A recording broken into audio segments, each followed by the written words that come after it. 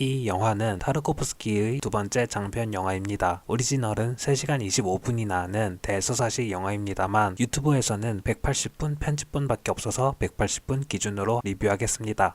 네, 일단 깁니다. 그래도 지루한 영화는 아닙니다. 뭐랄까 아라비아 로렌스 보는 느낌이랄까요? 실존 인물을 토대로 만들었으며 긴 드라마긴 하지만 확실히 미학적인 측면에서 완벽하고 스펙타클한 장면도 있으니까요. 러닝타임이 긴 만큼 파트 1과 2로 나눠지는데 파트 1은 개개인의 갈등과 고뇌에 중점을 두어 주제의식에 대한 빌드업을 이룬다면 파트 2는 대규모 스펙타클 장면을 통해 파트 1에서 보여준 주제의식을 시각적으로 풀어냅니다. 크게 나눈다면 파트 1과 파트 2로 나눌 수 있고 자잘하게 나눈다면 서막까지 다 해서 9챕터로 나눠볼 수 있습니다. 파트 1에서는 서막, 광대, 히라빈 테오파네스, 아른드레이의 고뇌, 이교도의 축제일, 최후의 심판으로 나눌 수 있고 파트 2에는 침입, 침묵, 종으로 나눌 수 있습니다. 웬만해서는 시간을 내서 한 번에 보시는 게 좋겠지만 파트 1과 파트 2로 나눠 보셔도 좋고 아님 챕터별로 나눠 보셔도 나쁘지 않을 것 같습니다. 실존 인물을 다룬 영화라고 하지만 사실 안드레이 루블요프에 대해서 알려진 것은 많지 않습니다. 그래서 타르코프스키의 재해석으로 거의 픽션에 가깝습니다.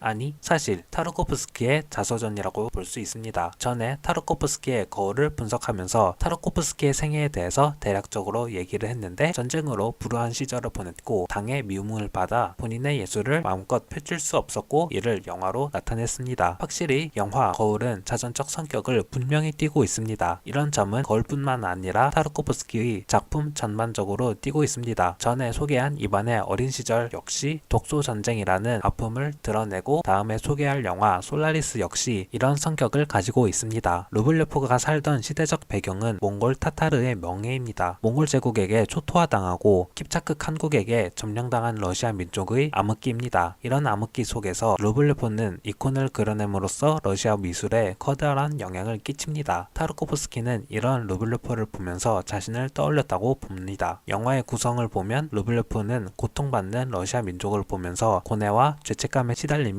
예술인이 과연 무엇을 할 수 있는지 스스로 질문을 합니다. 이는 타르코프스키가 살면서 바라본 러시아 민족의 고통, 독일과의 전쟁이나 당으로부터의 압력으로부터 과연 본인이 예술로서 어떤 역할을 할 수 있는가에 대한 질문을 루블요프를 통해 표현한 것이라고 봅니다. 여기서 소련은 러시아 역사상 가장 강력한 나라인데 몽골 타타르 멍해와 비교할 수 있느냐라고 할 수 있는데 타르코프스키가 바라본 러시아는 국가가 아닌 민족이라는 것을 알 수 있습니다. 타르코프스키는 자주 데 피테르 브리헬의 작품을 본인의 작품에 인용하는 것을 볼 수 있는데 데 피테르 브리헬의 가장 큰 특징은 귀족이나 왕족을 위한 그림을 그린 것이 아닌 평범한 사람들을 대상으로 가장 토속적인 그림을 그려냈습니다. 이를 통해 타르코프스키는 러시아의 민족에 대한 애착을 드러내고 있으며 과연 자신의 영화가 러시아 민족에게 어떤 위로를 줄 수 있는지 고뇌를 했다는 것을 볼 수 있습니다.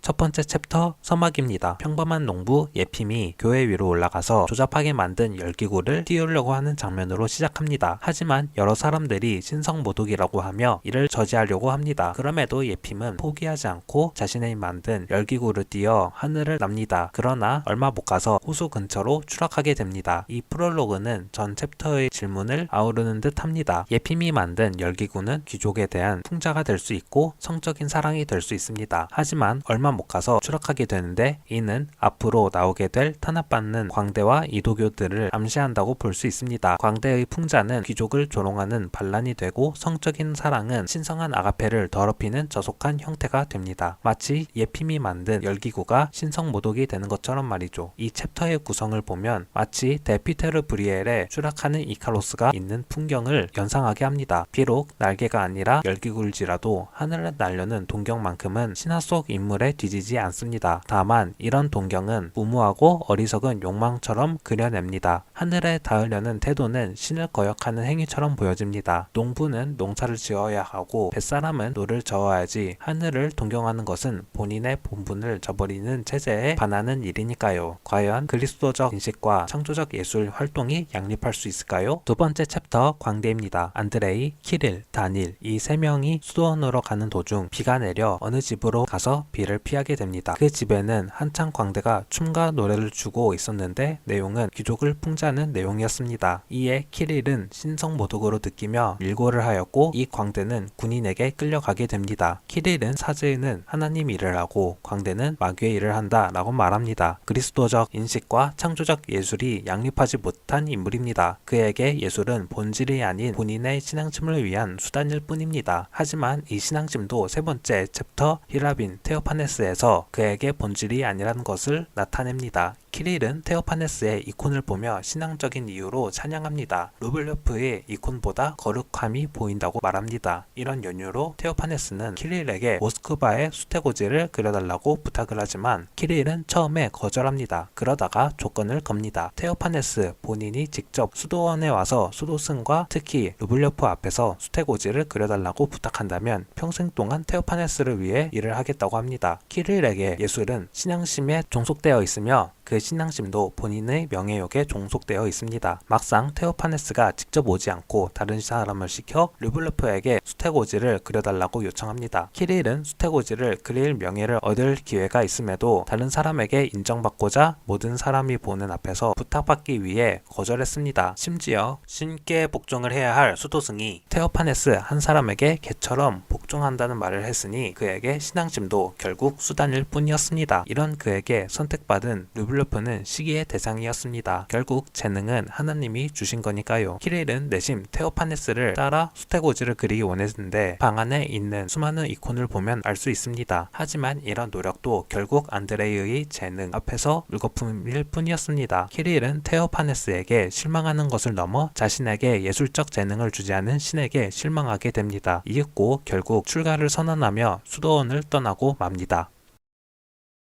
네 번째 챕터 안드레이의 고뇌입니다. 약 40분 만에 주인공에 대한 이야기를 하게 되네요. 이번 챕터에서는 안드레이가 포마를 꾸짖는 이야기, 안드레이와 테오파네스가 언쟁하는 이야기로 나눌 수 있습니다. 안드레이가 포마를 꾸짖는 이유는 포마가 점차 게을러졌으며 양봉장에서 꿀을 먹기 위해 수도승에 갔다고 거짓말을 했기 때문입니다. 단순히 포마를 혼내는 이야기처럼 보이지만 포마는 인간의 모습을 보여줍니다. 포마가 먹은 꿀은 선악과, 루블레프가 포마를 거짓말하는 것을 뱀으로 비유를 한 점은 아담과 이브를 유혹한 뱀으로 볼 수 있습니다. 또한 포마가 벌에게 쏘인 점은 에덴의 동산에서 쫓겨나와 일하게 되는 고통을 의미합니다. 여기만 보면 의미가 명확하지 않습니다. 그럼 안드레이와 테오파네스의 언쟁을 보면 무슨 의미인지 알 수 있을까요? 테오파네스는 몽골에서 억압받고 굴복하는 러시아 민족이 너무 무지하고 이는 비난받을 만하다고 말합니다. 그러자 안드레이는 무지한 것은 죄이지만 이는 비난받을 만한 것이 아니라고 러시아 민족을 대변합니다. 테오파네스는 더 나아가서 인간을 비난합니다. 예수가 지상으로 되돌아와 오실지라도 인간은 다시 십자가에 못을 박을 것이라고 합니다. 이때 예수님께서 골고다로 가는 모습이 보여집니다. 다만 그 배경은 러시아이며 예수님도 유대인이 아닌 러시아 민족의 모습으로 보여집니다. 예수님께서 러시아 민족으로 내려오신다고 할지라도 유대인으로 내려올 때처럼 배신당해 십자가형을 받을 것을 보여줍니다. 늘 인간은 실수를 한다는 것을 말합니다. 포마가 꿀을 먹다가 벌에 쏘이고도 정신을 못 차린 것처럼 인간이 선악과를 먹고 쫓겨나서 노동으로 고통을 받았음에도 다시 죄를 저지르는 것처럼 말이죠. 하지만 안드레이는 이런 인간의 잘못에 중점을 두지 않습니다. 인간의 어리석음보다는 그 인간의 어리석음으로 다시 고통받을지라도 묵묵히 십자가를 짊어질 예수님의 사랑을 강조합니다. 인간의 어리석음에 대해서 한탄만 해서는 예수님의 사랑을 느낄 수 없다는 거죠. 안드레이는 수도승으로서 예수님의 가르침을 따라야 할 존재이기 때문에 인간이 잘못을 저지를지라도 인간을 사랑해야 하는 존재입니다. 안드레이의 신앙심은 무조건적인 사랑,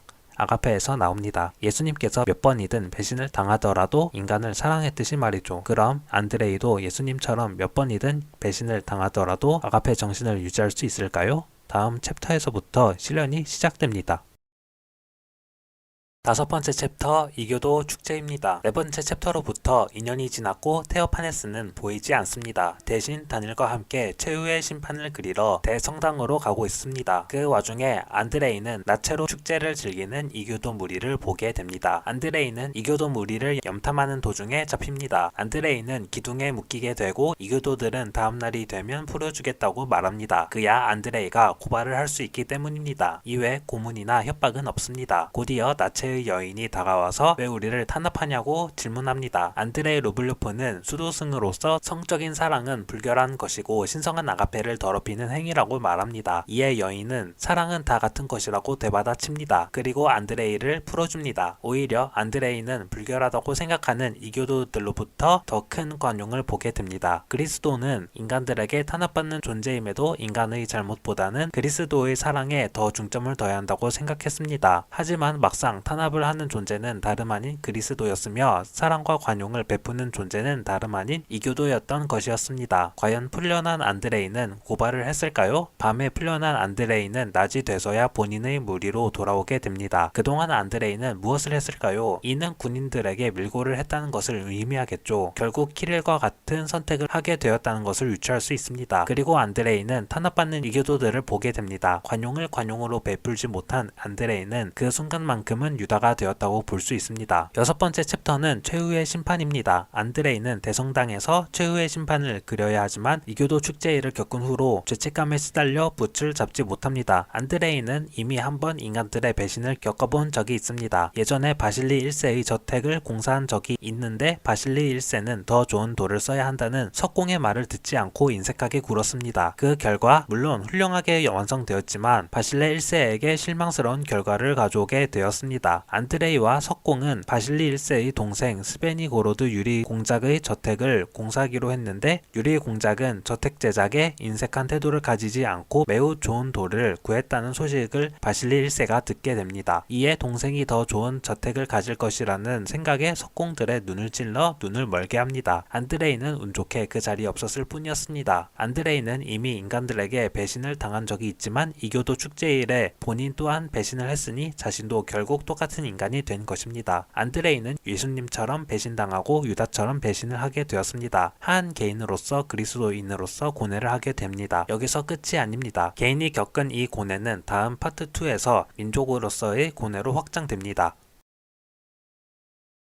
파트 2의 시작이자 일곱 번째 챕터 침입입니다. 러시아의 공작 지베니고로드 유리는 형 바실리 1세가 리투아니아에 있는 틈을 타서 타타르의 왕자 에디구와 연합하여 블라디미르를 침공합니다. 지베니고로드 유리는 형 바실리 1세와 사이가 좋지 못했는데 교황이 억지로 화해를 강요했기 때문에 조용히 있었던 것이었습니다. 형제 갈등의 결과는 블라디미르에 있던 평범한 사람들이 학살뿐이었습니다. 그리스도는 형제 갈등을 해결하지 못했습니다. 또한 타타르인들과 지베니고로드 유리 공작의 부하들이 반달리즘으로 대성당은 불타고 평범한 사람들은 학살과 고문으로 고통받게 되었습니다. 그리스도는 아무런 해결책을 내놓지 못했습니다. 더 나아가 타타르의 왕자가 성모 마리아 그림을 보며 지베니고로드 유리에게 어떻게 처녀가 아이를 낳을 수 있냐고 질문합니다. 이에 지베니고로드 유리는 그리스도인으로서 성당을 부순 것에 대한 죄책감에 아무 말도 하지 못합니다. 안드레이는 이런 참극을 보며 개인을 넘어 민족 자체에 대해 좌절하게 됩니다. 자신의 민족이 자신의 민족을 탄압하는 민족과 손을 잡아 자신의 민족을 학살하니까요. 이는 그리스도를 넘어 민족의 배신입니다. 안드레이는 죽은 테오파네스의 환영을 보게 됩니다. 그 환영을 보고 테오파네스가 말했던 비관적인 부분에 동의하게 됩니다. 예수님의 사랑보다는 인간들의 과오에 중점을 두게 됩니다. 더 이상 그림을 그리지도 말을 하지 않기로 맹세합니다. 어차피 그려봤자 불타 사라질 것이기 때문이죠. 게다가 겁탈당할 위기에 처한 백치를 구하기 위해 살인까지 저질렀기 때문에 종교적 민족적 죄책감에 시달립니다. 여덟 번째 챕터 침묵입니다. 안드레이는 살아남아 수도원에서 살게 됩니다. 그는 죄를 기억하고 회개하기 위해 백지를 보살피기로 합니다. 침묵은 타르코프스키의 네 번째 작품 거울에서도 중요하게 다가옵니다. 죄책감에서 나오는 회개의 방식이라고 볼 수 있겠지만 타르코프스키나 루블리오프 둘 다 개인적으로 잘못을 한 적이 있나요? 어떻게 보면 두 인물은 모두 본인의 양심에 맞게 행동을 했지만 역사적 사건에 휘말려 참혹한 상황에 놓여질 뿐이죠. 세계 2차 대전이나 타타르의 침공, 같은 민족의 사륙 등 본인에 대한 죄책감이 아닌 민족을 넘어 인류에 대한 죄책감이라고 볼 수 있습니다. 마치 예수처럼 모든 인간의 죄를 짊어지고 희생하려는 듯 합니다. 하지만 짊어지려는 죄, 백지의 여인은 타타르인의 장난에 놀아나고 타타르인이 고기를 주자 따라가 버립니다. 죄를 씻기 위한 숭고한 행위는 어이없게 사라집니다. 종교적 믿음, 예술에 대한 동경, 민족에 대한 애정, 인류의 죄를 씻으려는 기도 전부 부정당합니다. 그럼 루블리오프는 무엇을 해야 할까요?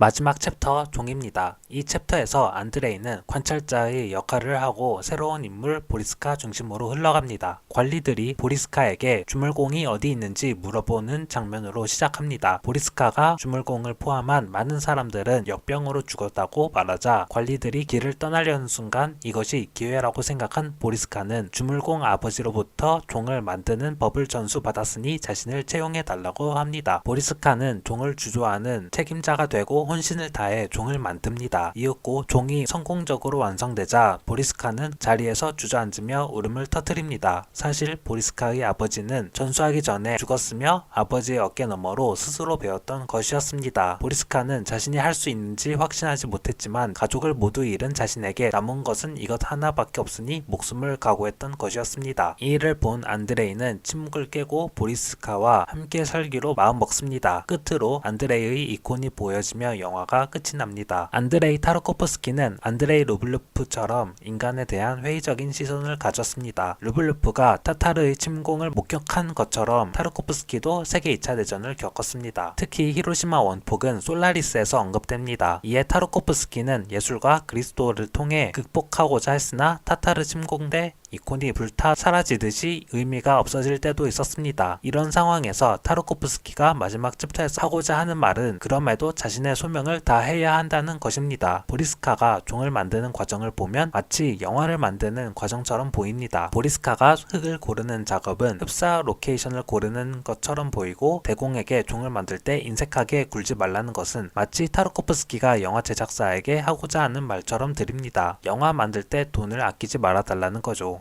그 덕분에 자본주의적이고 반동적인 예술 성향을 가졌다고 당에서 압력이 생겼긴 했지만요. 이콘을 그렸던 루블리프와 다르게 타르코프스키는 혼자서 할 수 없는 영화를 감독합니다. 종합예술이죠. 이것이 종을 주조하는 것과 다를 게 없습니다. 또한 그 책임은 감독 타르코프스키 혼자 져야 하니 그 중압감도 상당할 것입니다. 또한 타르코프스키는 소련의 유명 시인이자 교수인 아르제니 타르코프스키의 아들입니다. 주변의 기대를 받았을지도 모릅니다. 하지만 안드레이 타르코프스키는 어릴 적부터 떨어져 지냈으니 아버지의 명성의 아래에 힘들어했을지도 모릅니다. 마치 보리스카의 아버지 그림자처럼 말이죠. 종을 만드는 과정에 두 번째 챕터에 키릴이 밀고 했던 광대가 등장합니다. 반동적인 풍자로 10년간 복역하고 혀가 잘려나갔습니다. 그런 그는 루블리프를 의심하고 분노합니다. 허나 그 광대는 다시 스스로 웃음거리를 자처하며 술을 한 잔으로 분노를 풀어버립니다. 하나의 관용으로도 보이기도 하고 자조적 웃음처럼 보이기도 합니다. 챕터 안드레이 고네에서 루블리프가 예수님을 찬미한 것도 예수님의 사랑 때문이었습니다. 다시 세상에 내려와서 또 다시 배신당해 십자가를 져야 할지라도 묵묵히 십자가에 올라갈 것이죠. 이처럼 광대도 스스로 자조적인 웃음거리가 됩니다. 루블리프는 이런 모습을 보며 침묵을 깨고 다시 이콘을 그리기로 마음먹습니다. 그것이 하느님이 내려준 재능이자 선물이며 소명이기 때문입니다. 이 영화는 타르코프스키가 왜 영화를 만드느냐에 대한 질문이자 대답입니다. 루블리프가 이콘을 그리는 이유가 마치 하늘이 내려준 소명이기 때문에 예수님께서 언제든 인간의 죄를 짊어지듯이 루블리프는 아무리 그림이 불타도 그림을 그리는 듯이 타르코프스키는 영화를 찍어내겠다는 것입니다. 안드레이 루블리프는 앞서 말했듯 본인에 대한 이야기입니다.